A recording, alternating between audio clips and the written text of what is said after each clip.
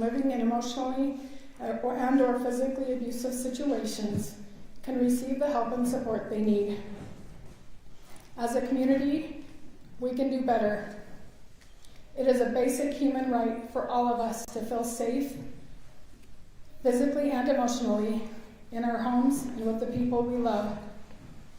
We need to hold each other to this standard, and from a place of love, hold perpetrators accountable so that they can get the help that they need, most likely to heal their own trauma. Because something I've learned is that people who have been hurt are often those who hurt others. I want to challenge all of us to take inspiration from Tasha and do the work to stop the cycle and help our community be healthy. Tonight is about the victims. Tonight is about Tasha, Macy, Briley, Ammon, Sienna, Gavin, and Tasha's mom, Gail Earl. So I'm going to announce the program real quickly so that you can know what to expect, since the printed copies didn't make it. A handful of us planned this event in 3 days. So if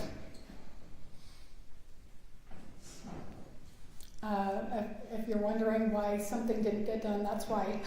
We just pulled this together, and it came together very beautifully. So in this order, we're going to have a few people share some memories. Vicki Murdoch, a friend and neighbor. Sunday Yardley, Sienna's school teacher. Wendy Morris, a friend and neighbor. Michaela Jacobson, a friend and neighbor. Lethe Kelsey, a friend and neighbor. And myself, Cindy Baldwin, a friend and neighbor. I'm going to also share a few memories that a few other people sent to me who weren't able to be here. We'll go to that point in the program, and then I'll announce the rest.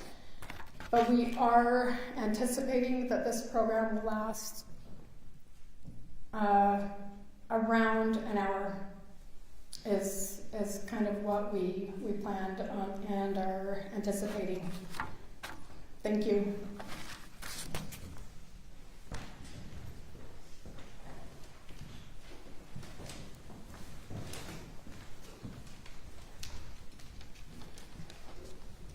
Is that in a good angle?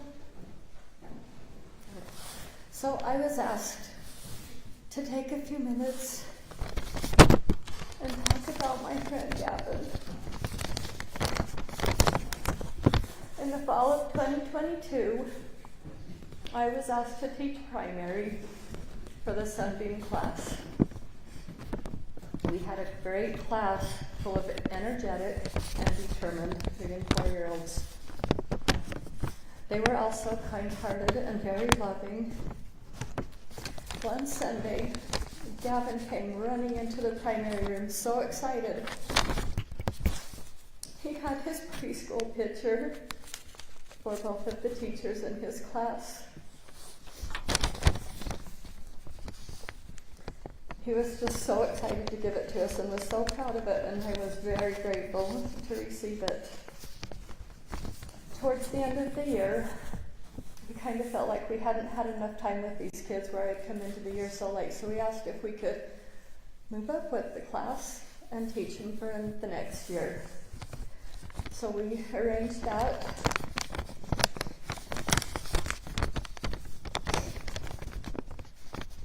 Although we never had Gavin in our class last year, I often felt like he was there with us as we were teaching our lessons.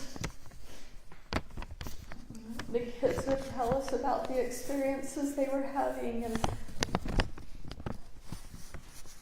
the stories of how much they're learning about Jesus and how much Jesus loves them. And I kept thinking, man, I wish I could hear Gavin's experiences and stories of Jesus and how much he loves him. I'm always amazed at how much we learn as we're teaching these kids. So I work at the South Preschool, and on Tuesday we had a team training meeting at the at the 3-piece preschool. Sorry, get my words straight. After our meetings, I walked out into the hall, and there sits, right inside the door, a beautiful bench engraved with, in loving memory of Gavin Haight. So Tuesday I got to sit in the hall and visit with Gavin a little bit and feel his sweet spirit around me. And then I was asked to do this, and I thought, okay, I guess I was getting a little insight before it happened. I know without a doubt that Tasha and her kids are all together, and they're at peace and they're happy together. And I'm so grateful for knowing that. And I'm thankful for this opportunity to get to visit with you guys about my friend Gavin.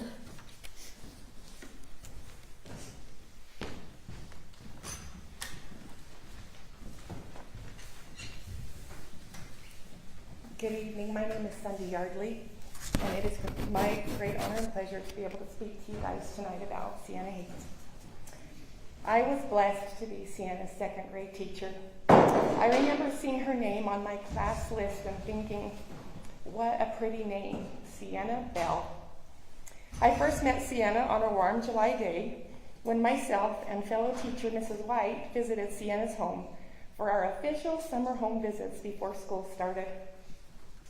We were greeted at the door by Sienna, her twin brother Ammon, and her little brother Gavin, who were very excited to see us. School teachers are rock stars when you're young. They still love us, thank goodness. We were then welcomed in by Tasha, Macy, and Bradley. They were all home. We all sat around the living room and we got acquainted. We had a good time visiting with all of them. Macy, who had previously had Mrs. White as her 4th grade teacher, recalled a time when she played an April Fool's joke on Mrs. White. Mrs. White is known for making beautiful, delicious cake pops, and sometimes she shares those with her students. Macy decided to make her own version of a cake pop and give it to Mrs. White for April Fool's. This cake pop was a cotton ball that was dipped in chocolate. We all had a really good laugh about that. I was there to get to know Sienna and to help her feel more excited and comfortable about coming to 2nd grade. There I met a very sweet little girl with pretty blonde hair and great, big, beautiful blue eyes. I learned some fun things about Sienna that day. Sienna told me that she loved jumping on the trampoline. She loved vanilla ice cream, and she especially loved cats. I asked her what her favorite thing about school was, and she said she loved math and art. It was about that time that little brother Gavin jumped up on Mrs. White's lap, and he started to cuddle right up to Mrs. White. He was absolutely darling, and he was the most friendly little guy. I told Tasha, I says, when he gets to 2nd grade, I speak him. He was so cute. We were having so much fun, and I enjoyed being in their home. It was a loving home, a very warm and caring home. I asked Tasha what her hopes and dreams for Sienna were for that coming school year. I loved Tasha's reply. She said, normally, I would say work hard, be responsible, and get your schoolwork done. But this year, I want Sienna to know how important it is to be kind. I hope that when Sienna is at school, she will be a good friend and kind to everyone. What awesome advice Tasha gave that day. I remember leaving their home that afternoon thinking, wow, what a wonderful mother Sienna has. Our school year started, and Sienna excelled at school. She loved reading books, playing with her friends at recess, and she loved adding and subtracting 2-digit numbers, a concept that's pretty tricky for 2nd graders. She was a model student in every way. She sat in the third row of my classroom. She would often come to school wearing a headband that had cat ears on it. Did I mention she loved cats? Sienna loved cats. When her twin brother Ammon would come into my classroom for our reading rotations, he and Sienna would sit together. It was so easy to see the love and connection that they had with each other. Sienna would look after her brother and sometimes keep him in mind too. Sienna loved visiting Staley Farms for our second grade field trip, where we got to go for a walk through the pumpkin patch and see all the farm animals. It was a wonderful, perfect day. The Christmas season is a magical time to be a teacher, especially with young children. We sing Christmas songs, we learn about traditions from other countries, we make Christmas crafts, and we taste yummy Christmas treats. Sienna loved participating in our Christmas Around the World unit. Our second grade students were preparing for our Christmas singing concert for our parents. I informed my students that I would be looking for our class super singer during this special performance. This student had to stand out among the other students. This student had to sing with all their heart and make the audience feel the Christmas spirit. Sienna was chosen as our class super singer.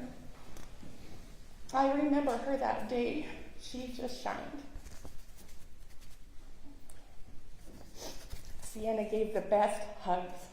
I always received the biggest hug as she was leaving at the end of the day, and I missed those hugs. This summer, after we were all out for summer break, I found myself struggling with the loss of Sienna. I was having a particularly hard day when my husband, Mr. Yardley, invited me to go with him to work on a job and just to get me out of the house. That evening, I was waiting in his truck for him to finish his work. In the distance of a field that we were in, I could hear a cat meowing. I got out of the truck to find this little orange cat running towards me. This cat rubbed up against my leg and was so loving. The cat was hungry too. I asked Mr. Yardley if we could go get some food and water for the cat at the store nearby. He looked at me with a very puzzled expression because we are dog people. We have more than our fair share of dogs. He went into the store while I waited outside in the truck with this cat on my lap. I then had this overwhelming feeling that this cat was sent to me from Sienna, and that when I was feeling sad, I needed to just love on this cat. So yes, Mrs. Yardley is the proud owner of a big, beautiful, orange, fluffy cat, affectionately named Belle after Sienna. I love that beautiful little cat. She brings me comfort. Sienna would want us all to feel comfort. I am so thankful that I got to be Sienna's teacher. I love her and I will never forget her. She was an amazing, special little girl. Tasha, your hopes and dreams for Sienna came true. She was sweet, hardworking, and especially kind. May we all strive to be kind, loving, and caring, just like Sienna.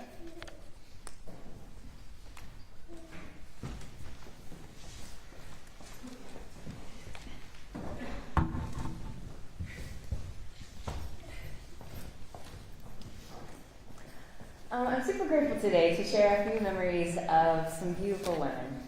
I hope that they, remembering their goodness, we too can leave here more whole and wanting to continue sharing the light and influence they left in this world. After serving with the Tasha Hayes in Young Women's for a year, I was called to take her place as Young Women's president. This was no easy task for me. Tasha was bold. She was brave. She was empathetic and yet firm. She held this dignity and pose about her, and most of us serving with her just sat back and marveled how she could look at these girls with this fierce look and get them to stop talking, and yet they would smile and know that she loved them. She kept humor and demanded respect as she would loudly say her coined phrase, honestly, and we loved her for it. She led with love, drive, and the fierceness I secretly admired. So the Sunday I got called, I was nervous with the big shoes I had just clomped around me all over. But I stepped outside of the church and I saw Miss Macy Hayes. Knowing her beloved mother just got released, I walked slowly, not knowing what her response would be. When she turned and saw me, she ran and gave me the biggest hug, telling me how excited she was for my new calling. Her hug sustained me. And I can honestly say, I don't think there were very many future meetings with Macy where she didn't greet me with one of those huge hugs and hello, Sister Lawrence. Through her service as our oldest class president, I got to see that the apple did not fall far from the tree with Macy and her mother. Macy led with confidence and a love for people that I wish I could infuse into every young girl I know. But my favorite memory came from Trek a few years ago. As most of you know, Macy was laden with health problems from a young age and regularly had to get infusions and medications, colonoscopies, and more. She had allergies and autoimmune disorders, and sometimes as I look back, I wonder if somehow she agreed to the physical ailments in her life to help others heal. Well, despite her best efforts on the trek, by the second day, her limit was reached, and she was in pain and needed to go home. I had driven my son to meet up with the group, and she had asked me if she could ride home with me. I agreed, of course. She's amazing. I loved talking to her. 2 hours of Macy had me discovering that Macy was funny and mischievous. She always could think of the best pranks, and she pulled a lot of them on our bishopric. But when I could get her to laugh that full belly laugh and maybe sneak out a snort or two, there was no better sound in the world. We had an amazing conversation, and we talked nonstop the whole way home. Matter of fact, I accidentally took a wrong turn and found ourselves accidentally adding 30 minutes to our drive, which by the end of our conversation I realized was absolutely divine intervention, because the things that we talked about were so powerful that I remember dropping her off and asking myself and thinking, who is this girl? What is she going to do? Now I know we're not all the same faith here, but I cannot talk about Macy, Briley, or Tasha without talking about their testimony of Jesus Christ and her love of God. This is what we talked about on the way home. It's all she talked about. It exuded who she is and who she was. She knew, despite her challenges, despite her help, that this is what mattered most. She was bold in her testimony and sure of the things that she believed. And yes, we talked about boys, success, school, family, life perspectives, but it always came back to and was engulfed in her knowledge of Jesus Christ and a firmness that she believed in his gospel. As I thought about the memories I'd shared today, I couldn't help but feel that this was an important part of her that she wanted to be remembered by. Now, Briley was not a step behind Macy in intelligence, and she better be, because to this day I do not know anyone that has read more books in their life than Briley ate. I used to get a kick out of asking her 2 questions. My favorite pastimes, I'd be like, Briley, what are you reading? Or Briley, what's a good book to read? To which she would catapult into a 20-minute conversation where I found myself not needing to read the book because she pretty much gave me a comprehensive narrative of it and its sequel and all the other books related to it. And I marveled at this and was kind of jealous about how much she was able to read. Now, I don't know if it was all that reading, but Briley knew the gospel well as well. If a question was asked in class, she'd be the first to raise her hand with an insightful answer. The next question, again, her hand would shoot up. Again and again and again this happened. I don't think we ever stumped her. I think the other girls were relieved at the thought that as long as Briley was there, they may not ever have to answer another question again. But as a leader, I remember one time watching her body language in a combined lesson, and after repeatedly answering all the questions, the next question was asked, and I knew she knew the answer. I could see that she was trying to let the other people answer first, but it was brewing inside of her. It wasn't more than 5 seconds that passed that you could visibly see her answering was just bubbling to get out, needing to be released. Like a volcano, her hand finally shot up into the air, and that girl answered, and I watched her whole body just diffuse. There were truths that just couldn't be contained in that girl, and I loved it. Briley was always the first to include an outsider, the first to want to do service over fun, and a fiercely loyal friend.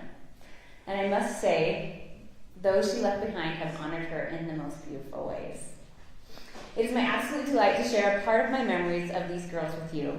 My prayer is that whatever memories you have, personal or borrowed, will continue to be a part of us all, and that you will use them as a reminder of what is good in this world and reflect that goodness into it.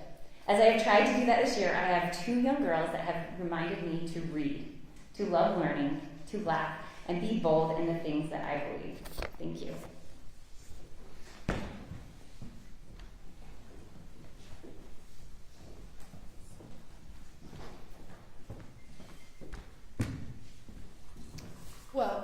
asked to talk about Macy and Ammon. And you better believe that me and Macy did some pretty funny things. Well, I'd like to start off with a memory of one time me and Macy were just hanging out. She was my next door neighbor, so, you know, we did a lot of things together. And one time we were just hanging out and we were kind of bored. So we went to a garage and we found this big cardboard box. And you know, when you're 12, there's a lot of things you can do with a cardboard box. So we decided to make this canoe-looking thing. I don't even know. And we put ribbon on it so we could put it on ourselves. And then we put rollerblades on. And so we rollerbladed and we got these sticks. And so we pretended to row this cardboard canoe around the neighborhood. So it's just us two girls in a cardboard box acting like it was a canoe, you know. It was pretty fun.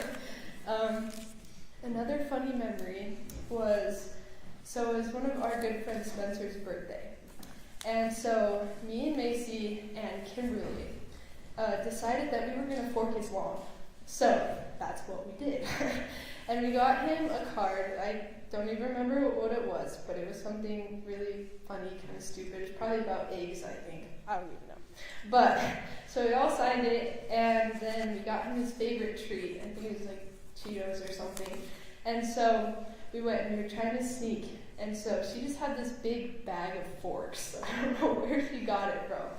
But, so what we did is, so we went and we parked at the church, and he lived a couple houses down from the church, so he wouldn't find us. So we ran down to his house, and we put a bunch of forks in his lawn, and then we realized we forgot Cheetos. So we had to run back and grab the Cheetos, but her car was locked. So then I had to go back, get her keys, get the Cheetos, and then finally go over there. And, well, he caught us. He didn't. No, well, we kind of knew that he caught us. So Macy went and distracted him while me and Kimberly finished forking in his lawn. So eventually we did that, and then when it was Macy's birthday, me and Spencer went and forked her lawn. So, you know, it was pretty fun. And then another time, it was one of my friends, Gracie's birthday. So she wanted to go to Arctic Circle, so she got a couple friends together, and we went to Arctic Circle. And so I just had an ice cream cone, you know, just sitting there eating it. And then Macy says, hey, and then shoves the ice cream cone in my face. And you know, it was pretty funny. And there's a great picture of that. So if you ever see that now, you know the story. So, and then there was another time that it was Halloween. And so we both wanted to do something together. So what we decided to do was be the twins from the Parent Trap, the old one too, not the new one. And so I had these wigs that looked a lot like the hair that they had. That's why we decided to do it. It's because sometimes we played dress up when we got bored. So we did that, and you know, they're like these blonde curly wigs. So we put our hair up and we put these wigs on, and we'd go outside, and we wanted to do this song with it too. I don't really remember what it was, but we'd sit on the tramp. And we came up with this whole dance with it too. So we were singing this song and doing this dance, and we were just so excited for Halloween, so that way we could do this together. And it's so funny, but she ended up being sick on Halloween, which is kind of sad, because we got this whole song ready. You know, it was great though, but we had a really great time. It was so funny. But I could probably go on all day about all the mischievous things that me and Macy ended up doing together. But I'll talk about Ammon a little bit. Now, he was so cute. He was our little buddy over at our house. But he always wanted to know what you're doing, no matter what. He would always ask you questions like, what's that? How does it work? What does it do? How do you use it? All the questions, endless questions from that kid. He always wanted to know what was up. He was so cute. And he loved sharks. It was his favorite thing. He always had this shark shirt that he would wear all the time. It was so cute. And at our house, he was known as Ammon the Salmon. And he didn't really like that very much. But that's probably because he preferred sharks, which understandable. And he always wanted to come over and build train sets at our house, because we have these bins of just train sets, you know, and he loved And so he would sit there for hours making the most elaborate train setups he could. They were pretty good, bridges, got the tracks under them, everything. Anything he could come up with trains. He was so good at that. And Ammon and both Sienna loved to ride bikes. That was one of their most favorite activities. Whenever they could, they would go outside and ride bikes. And they would always ask us to ride. They'd always come knocking on our door. Sometimes they wouldn't knock, they just walk in. That's cool too. And they would always ask us to ride bikes. And we would go around the neighborhoods, mostly up and down our street. Whatever they could to ride bikes with us. Ammon was always curious about anything you were doing, and I knew anything. If you were working on a project in the garage, he would come over, watch you do it, so that he could understand how it was done. He always wanted to help too.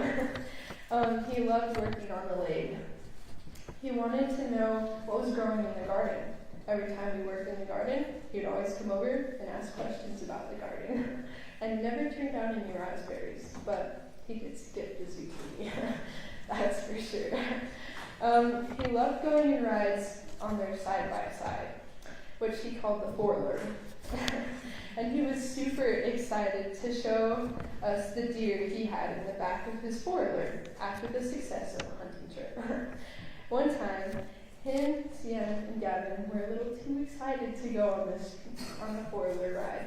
And they didn't want to fill it with gas, so they decided to put dirt in the gas tank instead. So they filled it all the way up and, had to repair that. We loved our little buddy next door, and we know that he's keeping those angels up there busy with his curiosity.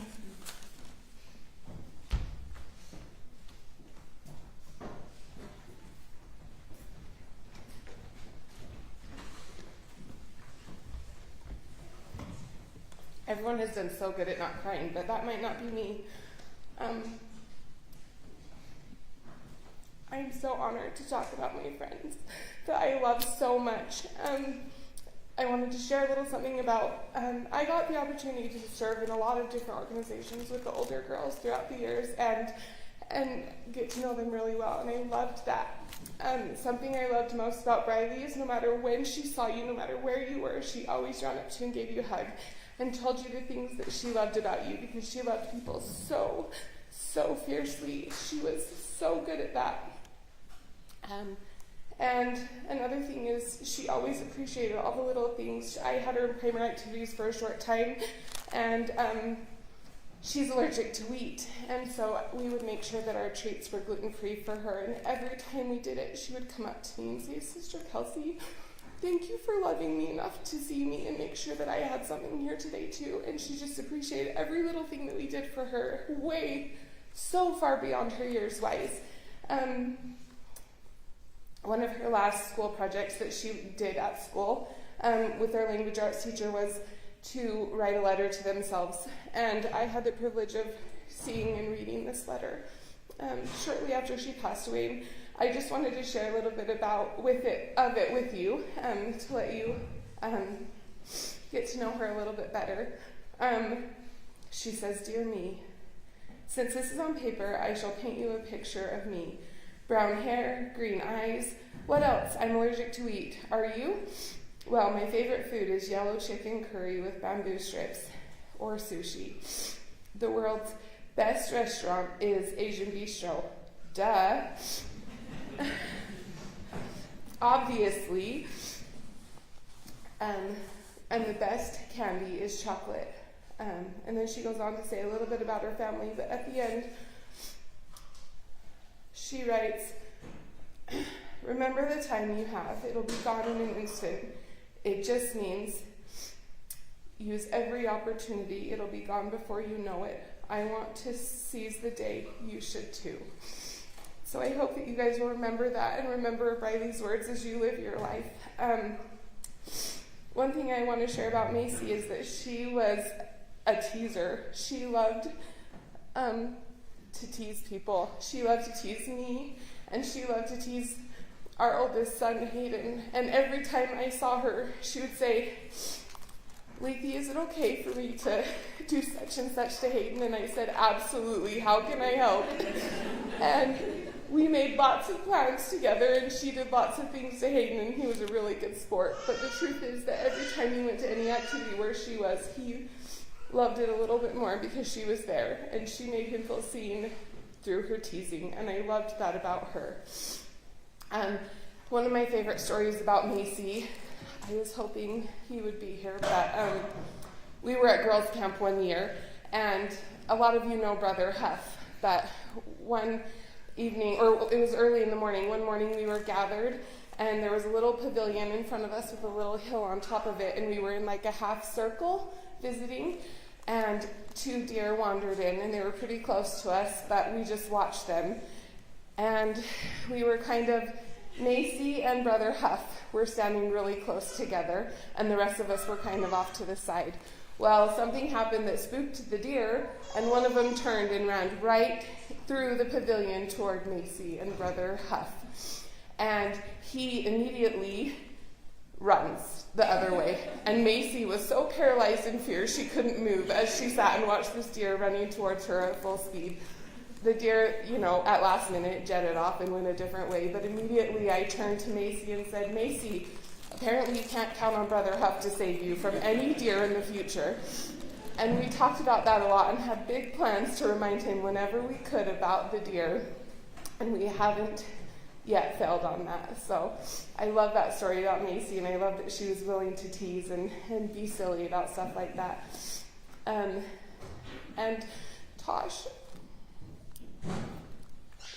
was one of those friends. As you read posts over the last year, I'm sure you can see that everybody she knew felt like she was, like they were her best friend, because that's how she was. She made everyone feel that way. And it's true. It's true. She loved everybody that way. That was one of her greatest talents. This past year, my goal has been to be brave through this. A lot of times, especially toward the end, I would have lots of conversations with her, and we talked a lot, and one time, I had shared some worries with her, and I was worried for her, and she said to me, it's okay, Lethe, I am being brave. I'm proud of myself because I'm being brave, and I'm going to teach my kids to be brave too. And she was finding her voice, and she knew that she was doing that, and she was so proud of herself. She said, I have tough skin, and I can do anything for my kids so that they can learn better. And I loved that about her. Although she would say that we could wallow as long as we desired without guilt. Soothe our sadness with ice cream or Culver's cheese curds, or both. Tell us to drink as many Dr. Peppers with coconut cream we wanted, calorie-free, of course. She and the kids would not want us to hurt or be sad. I'm confident that she has wept thousands of tears over how this has made us all sad. Instead, I think she would gather us all in a room, hug us, tell us that we were more than capable of getting through this or anything else, that we were the strongest people that she'd ever known, and she'd crank up the song, Live Your Beautiful Life, and make us all dance to it until we all felt better. I challenge you to go home tonight and play that song with your families and dance around the kitchen for them. One of my favorite stories about Tasha is I was getting called into a big calling in our ward, and I was feeling really inadequate and really incapable. And I didn't even want to be there when they called me. I thought for sure there would be gasps and shocks and looks.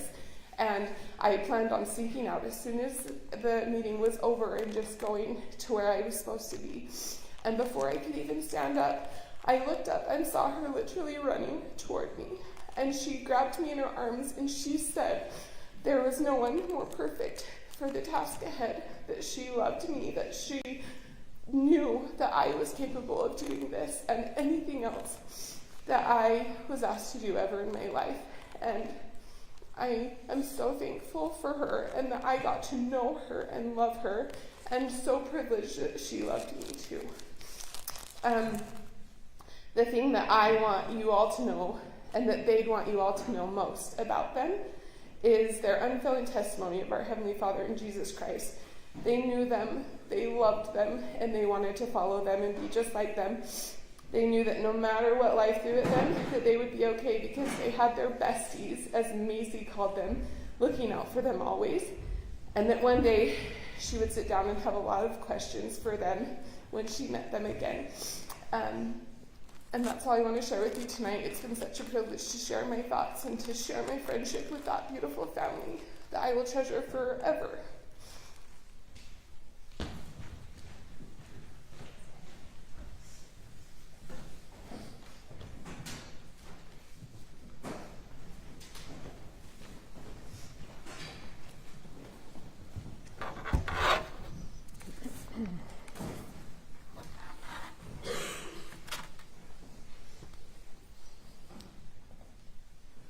So my family lived on the same street as the Haights. We lived 2 doors down on the same side of the street. And some of my favorite memories are of when we decided, the 3 neighbors, Lori Jacobson and Tasha and I, to put a big fence all the way around all 3 yards and leave the middle fences out. And we just thought that would be so fun to have one huge backyard. And the Haights had this big tube slide off of the deck, which is what kid doesn't love that. And the Jacobsons had the big swing set and trampoline, and we had a sandbox, and it was just so fun to always look out the window and see those little Haight kids out there playing in my sandbox. They loved the sandbox. And I was just looking through years of text messages back and forth between Tasha and I wanted to share a few to give you a glimpse in what it was like to be a close friend and neighbor with Tasha and the Haights. From Tasha: I am so sorry Emma and Sienna got into your water. They turned the tap on and left it running. I have talked to them and will be better about watching them hand to palm. And I said, it's okay, our water bill never went up more than a couple bucks last year, so I'm not too worried about it. One day I went out on the back deck and I overheard Tasha yelling off the back deck, "Where are your pants and underwear?" And so I texted her. I sent her a text and said, "Motherhood quote of the day, where are your pants and underwear?" And sorry, I overheard from my backyard. Laughy, laughy, laughy emoji. She responded back with lots of laughy emojis. She said, "Well, you missed me asking him if he really pooped outside." Like the dog. And yes, the answer is yes. Let me tell you that was not fun to clean up.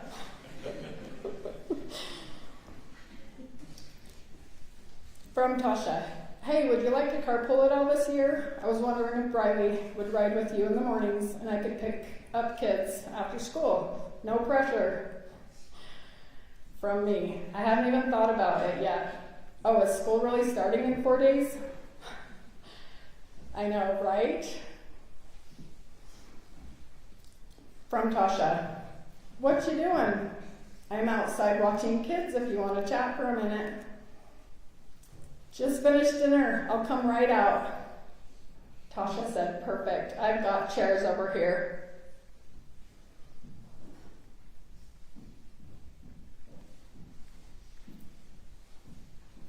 One more I sent to Tasha: "I love your outfit today. You're talking lesson too, haha. But seriously, where did you get it? Because I want a suit jacket like that." Thank you. You're going to laugh, but I got it at the DI. I found 2 of them there that I love, and they're usually so expensive in stores.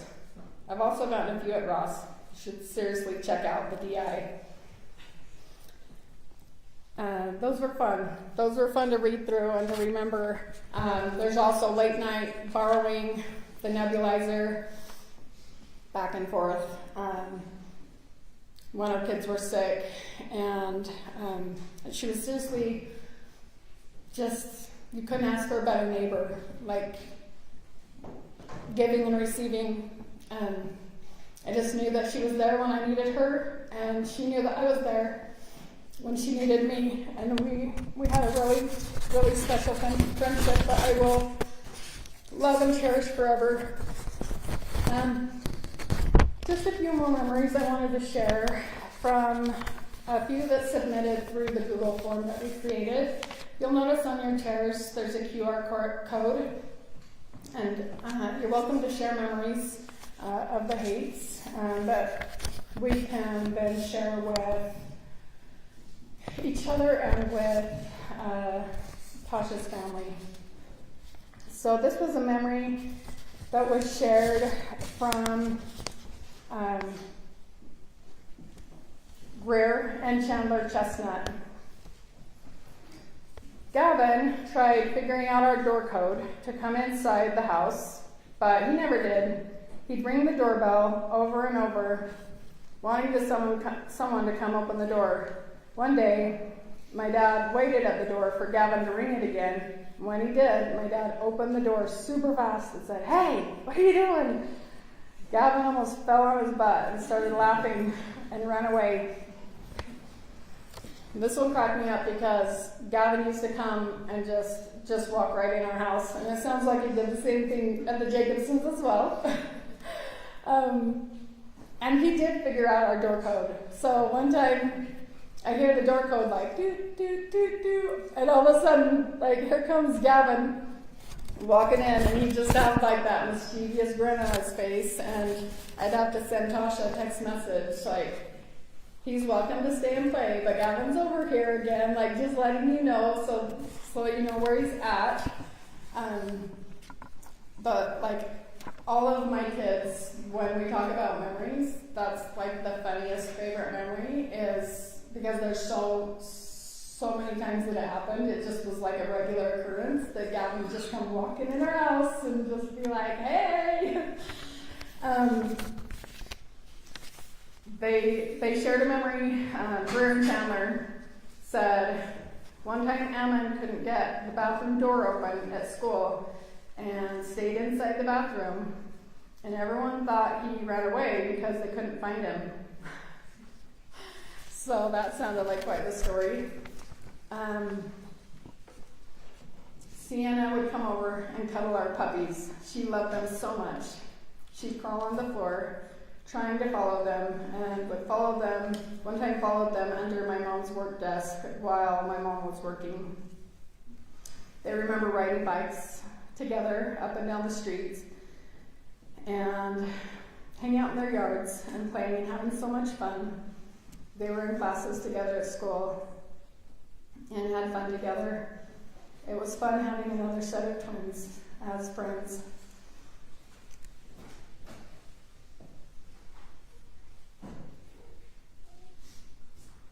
This is a memory from Dave Jacobson, next door neighbor.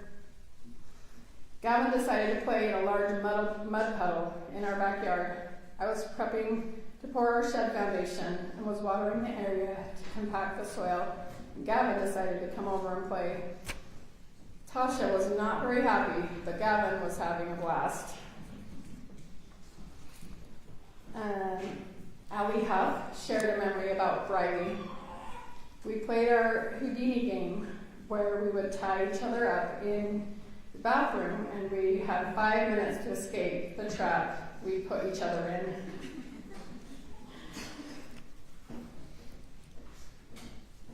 From Allie Huff, you made me laugh when, this is also about Briley. You made me laugh when you had at least 7 books in your backpack all at the same time.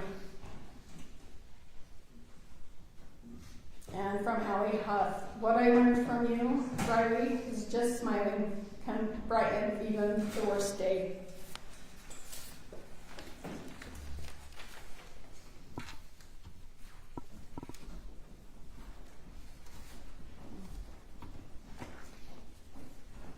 It's hard to fit memories of 7 people in just an hour. I know that we could go on and on and on.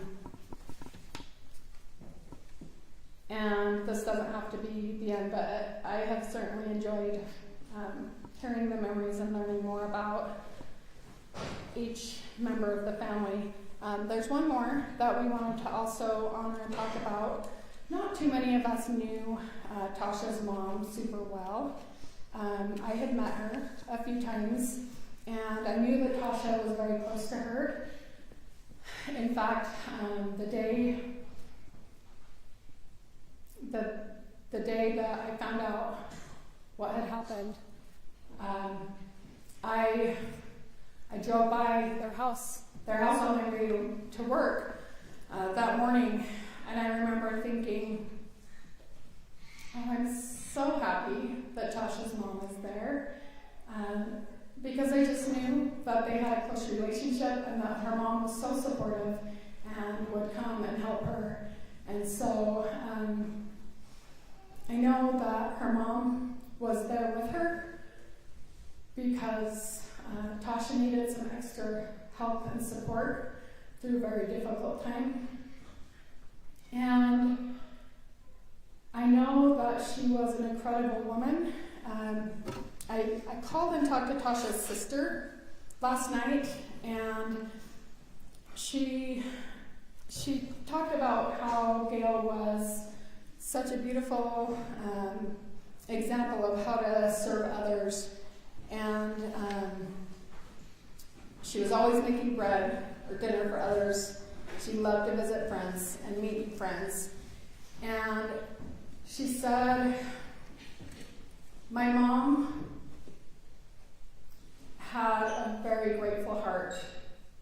She would want to say thank you to anyone who has helped friends and family and the community heal through this. And so she said, my mom taught all of us that, and she just expressed so much gratitude on behalf of their family, and said that was just such an important part of her mom's character and who she was, and asked us to send a list of anyone who had helped this community heal in the aftermath. So the next part of this program, let me pull it back up.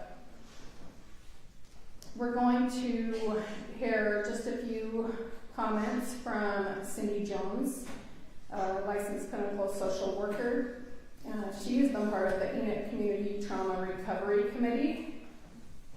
Then we're going to have a song by Melanie and Melissa Griffiths called Peace Be Still. And after that, I'm going to just share a few remarks about some future memorial plans, and we'll go to that point in the program, and then we're pretty much almost to the end, just maybe another 5-10 minutes.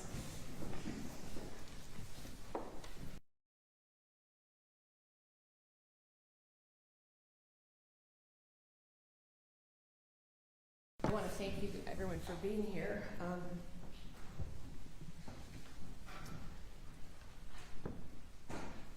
I'm a mental health therapist of over 27 years, and I have spent my whole career doing trauma work, and I just want you to know that this is one of the most difficult things that I have ever been a part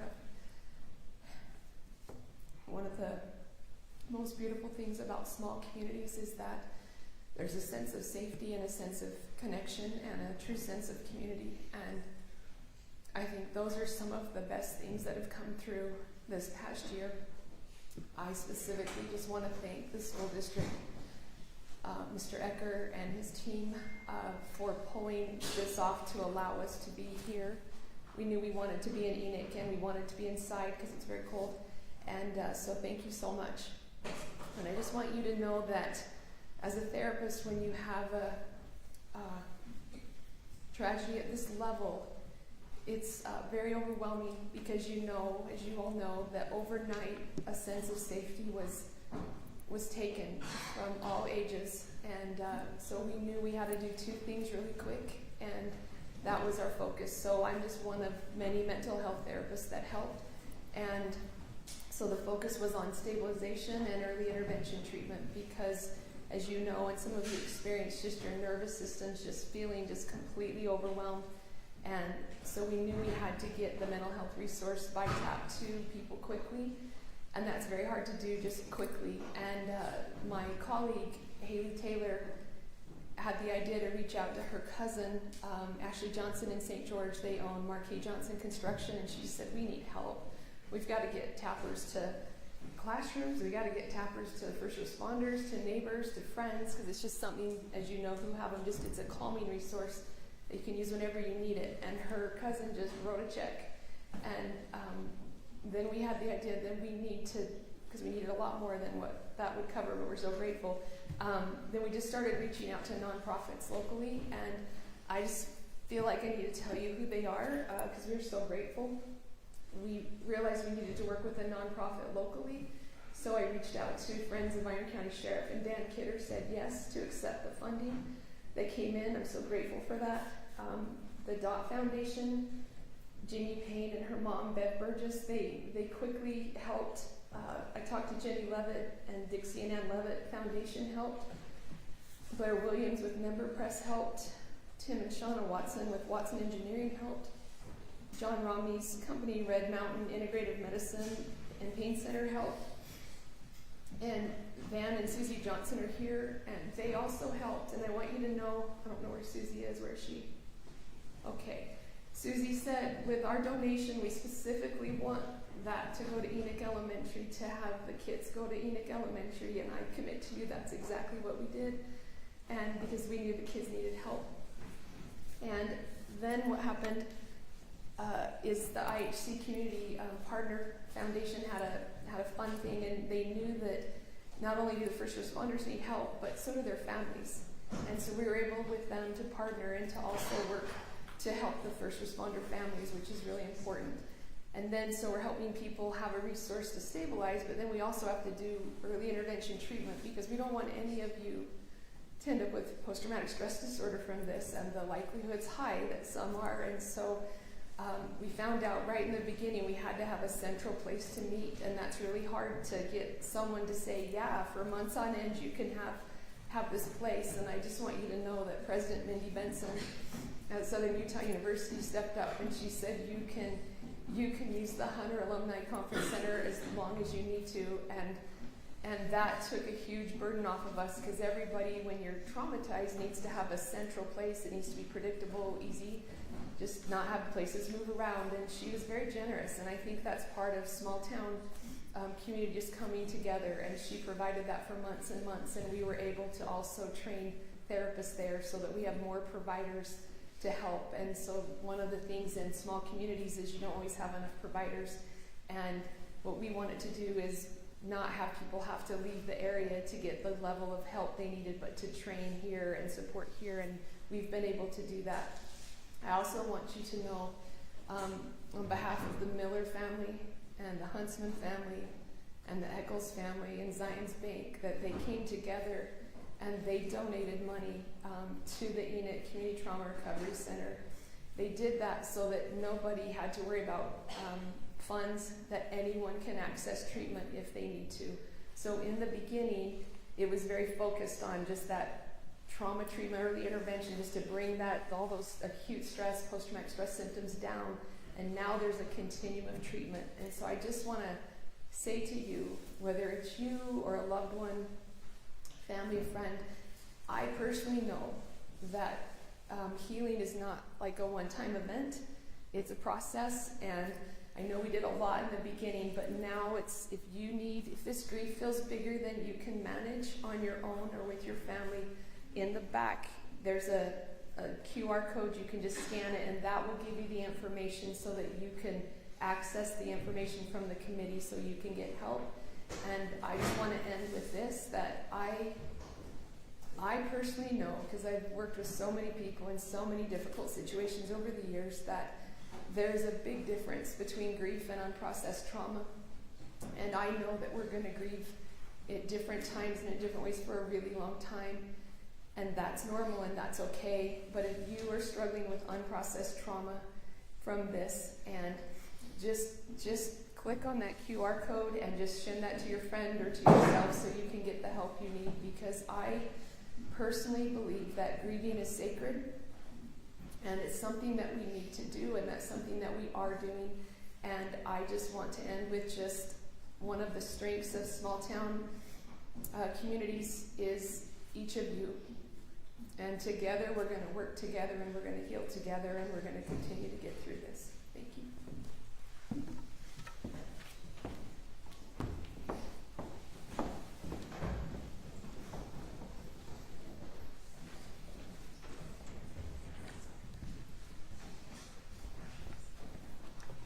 Hello, my name is Melanie Griffiths, and I just love the hate now. I met Tasha when their family moved in, and we just connected, and I learned so much and grew so much from her. I'm not going to talk too much because I've been asked to sing a song, and I was a little bit reluctant to do it because I tend to turn out to be a crier instead of a singer. So send me some prayers so I can sing this message for you. This is an original. After the passing of this family, this tune came to me, and this beautiful song came. So I'm going to share it with you.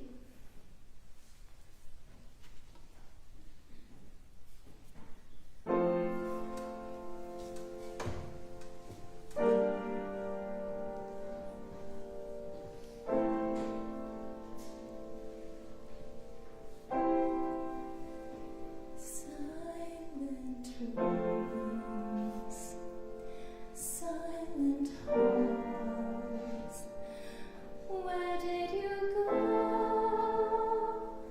What happened there? Wish I could guard,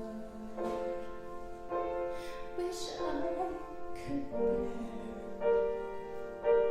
the pain you faced to keep them safe. I need my friend walk through my door to see you smile would warm my soul. So here's my prayer. I pray you're there. Into his arms, hold you in his care.